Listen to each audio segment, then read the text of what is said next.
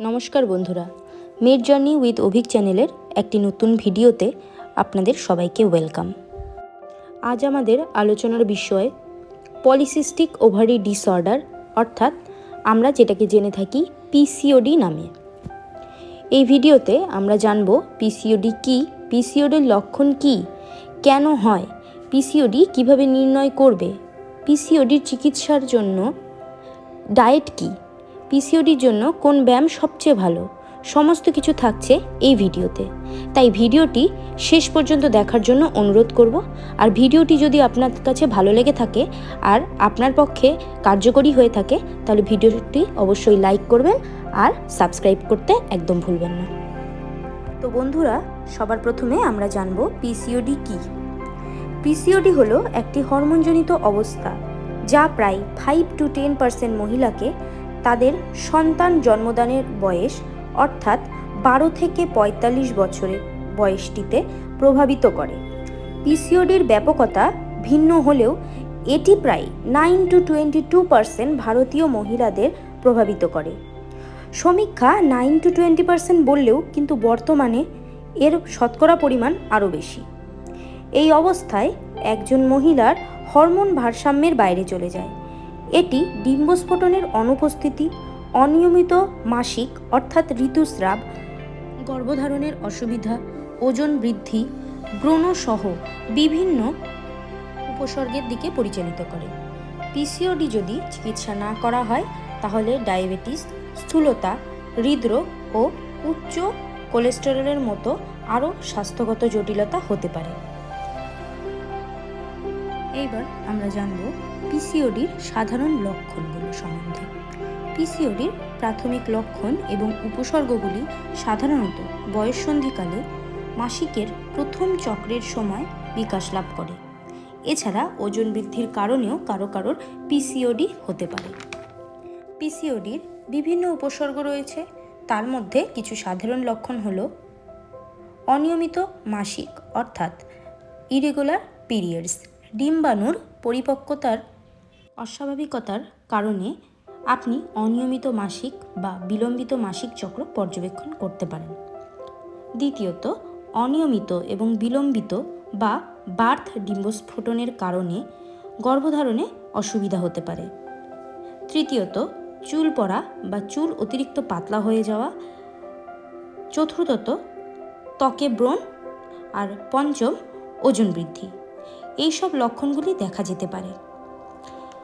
এবার আমরা জানব পিসিওডি কেন হয়। পারিবারিক ইতিহাস থাকলে পিসিওডি হতে পারে। আবার বয়স বাড়ার সাথে সাথে এই পিসিওডি টাইপ 2 ডায়াবেটিসের দিকে পরিচালিত হতে পারে। আর সবথেকে গুরুত্বপূর্ণ বিষয় হলো ওজন বৃদ্ধি। অতিরিক্ত মাত্রায় ওজন বৃদ্ধি পিসিওডির একটি অন্যতম কারণ। এইবার জানব কিভাবে পিসিওডি নির্ণয় করা যায়। পিসিওডি নিশ্চিত করার জন্য কোনো বিশেষ পরীক্ষা না থাকলেও যদি আপনারা ঋতুস্রাবের অনিয়মতা লক্ষ্য করেন তাহলে ডাক্তারের সাথে যোগাযোগ করে তার পরামর্শ নিন। বেশিরভাগ ক্ষেত্রে দেখা যায় ডাক্তাররা দুটো টেস্ট দিয়ে থাকেন। একটি হলো ব্লাড অ্যান্ড ইউরিন টেস্ট আর একটি হচ্ছে ইউএসজি। এই দুটো টেস্ট করার পরে যদি আপনি দেখতে পান যে আপনার পিসিওডিতে আপনি আক্রান্ত তাহলে নিয়মিত ডাক্তারের চেকআপের পরামর্শে থাকবেন। পিসিওডির সাথে যুক্ত কিছু সমস্যা আছে যেগুলো এখন আমি আলোচনা করব। পিসিওডি থেকে কিছু জটিলতা দেখা দিতে পারে। এর মধ্যে কিছু রোগ যেমন গর্ভপাত, যেটি সবথেকে বেশি মাত্রায় সমস্যার সৃষ্টি করে। দ্বিতীয় হচ্ছে উচ্চ রক্তচাপ, কার্ডিওভাস্কুলার রোগ, কোলেস্টেরল, এছাড়া বন্ধ্যাত্ব, গর্ভাবস্থায় ডায়াবেটিস, অস্বাভাবিক ব্লিডিং, এন্ডোমেট্রিয়াল ক্যান্সার, এগুলো সাধারণত প্রায় প্রত্যেকটা ঘরে ঘরেই দেখা গিয়ে থাকে। পিসিওডির চিকিৎসার জন্য ডায়েট কি, এটি এখন আলোচনা করছি। যদিও পিসিওডিতে ভুগছেন এমন মহিলাদের জন্য অনেক লাইফস্টাইল সুপারিশ করা হয়। আপনাকে কম চর্বিযুক্ত এবং কার্বোহাইড্রেট, হাই ফাইবারযুক্ত খাবার খেতে পারেন, যেমন ওটস একটি হাই ফাইবারযুক্ত খাবার, সেটি আপনারা সকালের ব্রেকফাস্টে খেতে পারেন। এছাড়া সবুজ সবজি, ফল এগুলো বেশি মাত্রায় খাবেন। আর কার্বোহাইড্রেট জাতীয় খাবারকে একটু অ্যাভয়েড করে চলাই ভালো। সবুজ সবজির মধ্যে ব্রোকলি, ফুলকপি, বাদাম, শাক এগুলো বেশি পরিমাণে খেতে পারেন। পিসিওডির জন্য কোন ব্যায়াম সবচেয়ে ভালো, এবার এটি বলছি। পিসিওডির জন্য ব্যায়াম হচ্ছে সবচেয়ে গুরুত্বপূর্ণ। আপনি যদি পিসিওডিতে ভুগছেন তাহলে আপনার প্রথম কাজ হলো আপনার বডি মাস ইন্ডেক্স অর্থাৎ বিএমআই কমানো। এছাড়া cardiovascular workout, body warm up, everyday যদি অন্য কোনো এক্সারসাইজ বাদ দিয়েও যদি এভরিডে সকালে বা বিকেলে যে কোনো একটা পার্টিকুলার সময় ধরে বডিকে ওয়ার্ম আপ করা, সেটা স্কিপিং হতে পারে, হাঁটা চলা হতে পারে, একটু লাফানো বা দৌড়ানো হতে পারে। এছাড়া আপনারা যদি চান ওয়েট ট্রেনও করতে পারেন, সেটা সম্পূর্ণ অপশনাল, আপনাদের ওপর ডিপেন্ডেড। এইবার আমি আলোচনা করব কিভাবে পিসিওডি কমানো বা নিয়ন্ত্রণ করা যেতে পারে। সবার প্রথমেই যেই কথাটি বলতে চাই সেটি হলো পিসিওডি এমন একটি রোগ যার জন্য প্রপার কোনো মেডিসিন নেই।